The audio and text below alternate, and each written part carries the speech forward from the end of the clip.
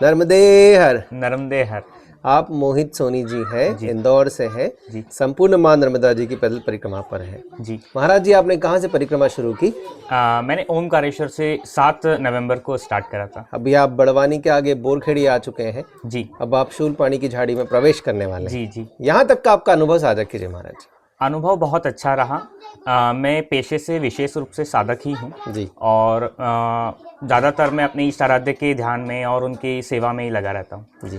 घर पे भी मैं ज़्यादातर उन्हीं की सेवा में रहता हूँ। तो जो मेरी इष्ट आराध्य देवी हैं श्री दक्षिणेश्वरी काली, उन्होंने मुझे थोड़ा सा प्रेरणा के माध्यम से उन्होंने सजेस्ट किया था कि आपको देवी नर्मदा जी में कंठ तक डूब के आपको दुर्गा सप्तशती का पाठ करना है। जी। तो मुझे वहाँ प्रेरणा लगी करीब फरवरी महीने में। तो मैं वो कर नहीं पा रहा था एक्चुअली।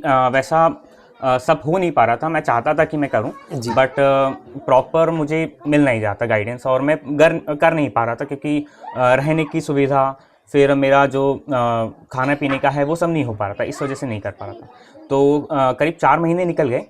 फिर जून जुलाई के आसपास गुप्त नवरात्रि आई थी, तब मैं अपना अनुष्ठान वापस से चालू किया। तब देवी जी की फिर से प्रेरणा लगी कि आपको कहा था तो आपने क्या कहा, मतलब करा क्यों नहीं। तो मैंने कहा कि कुछ कुछ ऐसी ऐसी प्रॉब्लम्स थी, इस वजह से नहीं कर पाए। उन्होंने कहा कोई बात नहीं, अब आपको नर्मदा परिक्रमा करना है, आप नर्मदा परिक्रमा के पूरा डिटेल्स निकाल लीजिए और आपको ये स्टार्ट करना है। जी। तो जब मैंने सारी डिटेल्स निकाली, मैंने यूट्यूब वगैरह पे देखा, तो मुझे लगा कि हाँ करना तो है। और मैं डेफिनेटली मतलब एक ऐसा साधना, ऐसी परिक्रमा करना भी चाहता था, पहले से ही मन में था, लेकिन कुछ पता नहीं था। तो फिर मैं तो तभी रेडी हो गया, लेकिन चौमासे में करते नहीं हैं, हाँ, स्टार्ट चतुर्मास नहीं में नहीं करते, करते, बराबर। तो मैं नहीं कर पा रहा था। फिर मैंने पूरा वेट करा कि कब पूर्णिमा आएगी, चौमासा ख़त्म कब होगा, देवउठनी 11 कब आएगी। फिर मैं क्योंकि पेशे से साधक हूँ, तो मेरा सिर्फ ध्यान मन पूजा पाठ में ही रहता है। ज़्यादातर भौतिक जीवन में जो अपना डेली रूटीन है वो चल रहा है, बट मेरा ज़्यादातर मैं बहुत स्पिरिचुअल हो गया हूँ। तो सब मेरी इष्ट आराध्य देवी जी की कृपा से ही है। तो फिर मैंने पूर्णिमा का वेट किया। पूर्णिमा के बाद 7 नवंबर को मैंने स्टार्ट किया लास्ट मंथ में ओमकारेश्वर से। और फिर आगे जैसे जैसे मैं चल रहा था, देवी जी गाइडेंस कर रही थी, और फिर नर्मदा जी का फिर धीरे धीरे मुझे अनुभव स्टार्ट हुआ। नर्मदा जी को मैंने जिस प्रकार से अनुभव जो अपने मन में किया है, देवी जी मुझे लक्ष्मी की तरह लगती हैं। दिखने में भी वो, वैसे भी आप चित्रण देखेंगे तो वो लक्ष्मी की तरह ही हैं। और देवी जो मैं दुर्गा सप्तशती बहुत पढ़ता हूँ, तो महाकाली, महालक्ष्मी, महासरस्वती त्रिगुणात्मिका जो है वो देवी दुर्गा को कहा जाता है। तो महालक्ष्मी से भी बहुत मतलब मेरा एक कहते हैं ना कि प्रिय लगते हैं, जो इष्ट आराध्य के रूप में रहते हैं। तो सभी देवी देवता इष्ट आराध्य के रूप में, परंतु किसी किसी से विशेष आकर्षण रहता है और मन में हमारे विशेष रहते हैं, जिनको हम निरंतर याद करते रहते हैं। जी। तो महालक्ष्मी के रूप में देवी मुझे नर्मदा जी लगती हैं। और जब जब मैंने देवी जी के साथ में मतलब स्नान करना, या मतलब अंदर जाके हम स्नान करते हैं, और जो जो मैंने अनुभव किए वो मुझे बहुत अच्छे हुए। और अभी देवी जी ने मेरा एक अनुष्ठान भी कंप्लीट करवाया। मैंने ढालखेड़ा पीछे है ढालखेड़ा, वहाँ पे गुरुकुल है।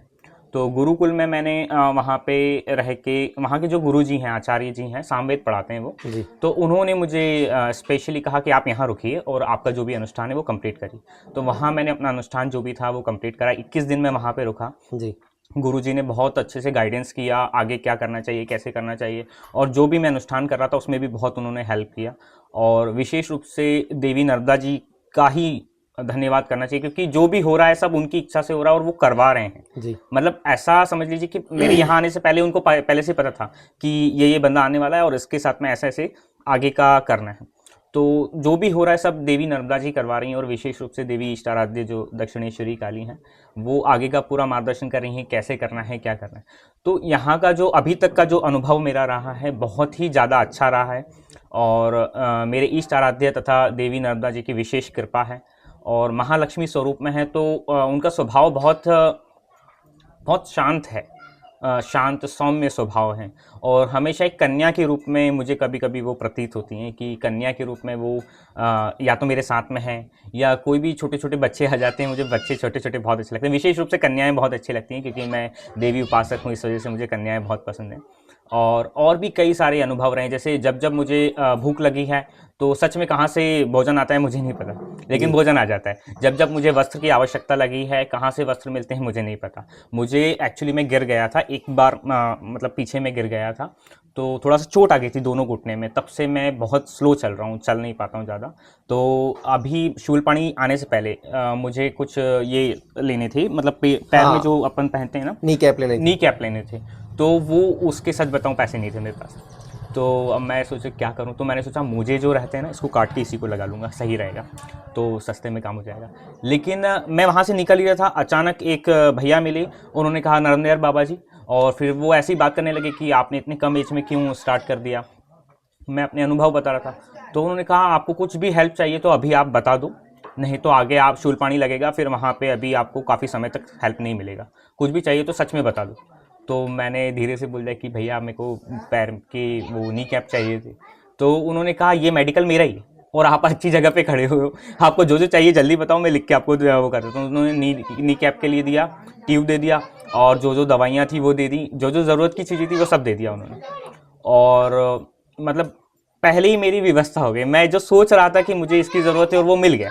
और वो भैया अचानक ही सडनली मिले मुझे, ऐसे उनको ये जिज्ञासा थी कि मैंने इतनी कम एज में क्यों चालू करा, तो वो मिल गए वहाँ पे। उसके बाद और भी मतलब मेरी कुछ भी मेरे को आवश्यकता होती है ना, वो कहाँ से कैसे हो जाता है मुझे नहीं पता, लेकिन वो हो जाता है।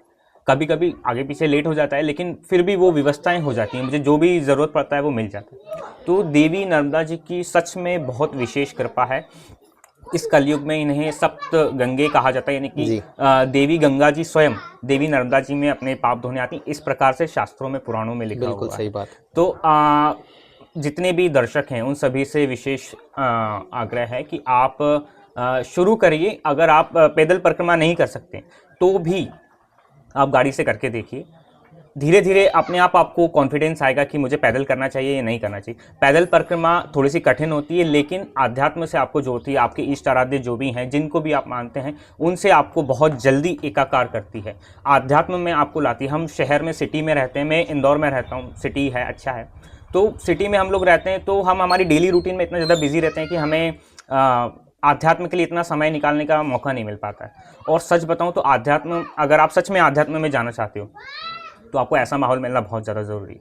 नर्मदा जी के किनारे थोड़ा जंगल का एरिया, या फिर दुनिया से आप थोड़ा सा कटे हुए हो, अपने लिए समय निकाल सको, आप योग ध्यान मेडिटेशन कर सको, जाप वगैरह कर सको, भजन कीर्तन कर सको, इससे आपका आध्यात्म में रुझान ज़्यादा बढ़ता है और हम दुनिया से, भौतिक जीवन से थोड़ा सा कटते हैं। मैं ये नहीं बोल रहा कि एकदम संन्यास ले लो, साधु बन जाओ, लेकिन एटलीस्ट खुद के लिए समय निकालना और स्पिरिचुअल के लिए समय निकालना बहुत ज़रूरी है। मैं आपकी बात को सपोर्ट करने के लिए मैं एक बात हमेशा कहता हूँ जी जी, कि अगर यहाँ अटैच होना है तो कहीं से डिटैच होना पहले जरूरी है। डिटैच होना बहुत ज़रूरी है, बिना डिटैचमेंट के यहाँ अटैचमेंट होना बहुत मुश्किल है, नहीं हो पाएंगे। और नर्मदा खंड अपने आप में एक ऐसा स्थान है जी, जहाँ पे डिटैचमेंट बहुत इजी है, ऐसा क्योंकि कहा कई जाता स्थानों है। पे यहाँ नेटवर्क नहीं है, जी जी जी, कई स्थानों पे यहाँ पे जनता नहीं आपको देखने को मिलेगी, जी, शांत है, जनसंख्या नहीं है, तो यहाँ बहुत इजीली डिटैचमेंट हो जाता है। जी। बताइए। ऐसा कहा जाता है कि नर्मदा जी के दोनों ही तटों पे, एक दक्षिण तट है, एक उत्तर तट है। अभी दक्षिण तट से परिक्रमा स्टार्ट होती है, जी। तो दक्षिण तट और उत्तर तट दोनों ही तटों पे इतने ज़्यादा साधु सन्यासी हैं कि करमंडल से करमंडल उनके एक दूसरे से टकरा है। बिल्कुल। अगर यहाँ पे एक दाना भी, चावल का दाना भी डाला जाए तो वो करमंडल में जाएगा। करमंडल के अंदर ही जाएगा। इतने सारे साधु सन्यासी यहाँ पे अभी भी आज भी तपस्या कर रहे हैं, गुप्त रूप से, अदृश्य रूप से। तो नर्मदा जी का कलयुग में बहुत ज़्यादा महत्व है, और ज़्यादा से ऐसा कहा जाता है कि गंगा जी में स्नान करने से जो फल मिलता है वो नर्मदा जी के सिर्फ दर्शन मात्र से ही फल मिल जाता है। तो नर्मदा जी का इस कलयुग में विशेष महत्व है, बहुत ज़्यादा महत्व है। और एक लास्ट में मैं एक और कहना चाहता हूँ, प्लीज़ नर्मदा जी को गंदा ना करें। मतलब जो भी हम, जैसे कई और घाटों पे भी हम परिक्रमावासी तो पूरा ध्यान रखते हैं, लेकिन नॉर्मली लोग जो सिटीज़ से जाते हैं स्नान करने के लिए, नर्मदापुरम जाते हैं, जबलपुर जाते हैं, अन्य अन्य स्थानों पर जाते हैं, तो जो गंदगी करते हैं प्लीज़ गंदगी ना करें। घर पे तो जाके आप साबुन लगाएंगे, सब कुछ करेंगे, तो फिर नर्मदा जी में साबुन क्यों लगाते हैं? और लगाते भी हैं तो आप उनको साफ़ रखने के लिए क्या कर रहे हैं? साफ़ रखने के लिए हम अपनी तरफ से क्या योगदान दे रहे हैं? तो इसलिए कृपया करके आप प्लीज़ गंदा ना करें। आप ट्राई करें कि ज़्यादा से ज़्यादा हम स्वच्छ रखें, साफ़ सफाई रखें। अगर जब भी आपको समय मिले तो आप इतना सा योगदान ही दे देंगे कि नर्मदा जी के आसपास जाके आप थोड़ा सा साफ़ सफाई करते हैं, तो भी आपको वही फल मिलेगा जो आप जो नर्मदा परिक्रमावासी उनकी सेवा करते हैं वो फल, और जो परिक्रमा करेंगे वो फल आपको सिर्फ वहाँ पे जाके सेवा करने से ही फल मिल जाएगा। तो कृपया करके आप ज़्यादा से ज़्यादा साफ सफाई का नर्मदा जी के तटों पर ध्यान रखें और ज़्यादा से ज़्यादा स्पिरिचुअल आध्यात्म से जुड़ने का प्रयास करें, नर्मदा जी से जुड़ने का प्रयास करें। नर्मदे हर। नर्मदे हर। बहुत बहुत धन्यवाद महाराज जी। जी मैया से प्रार्थना है आपकी परिक्रमा निर्विघ्न पूर्ण हो। जी। नर्मदे हर। नर्मदे हर।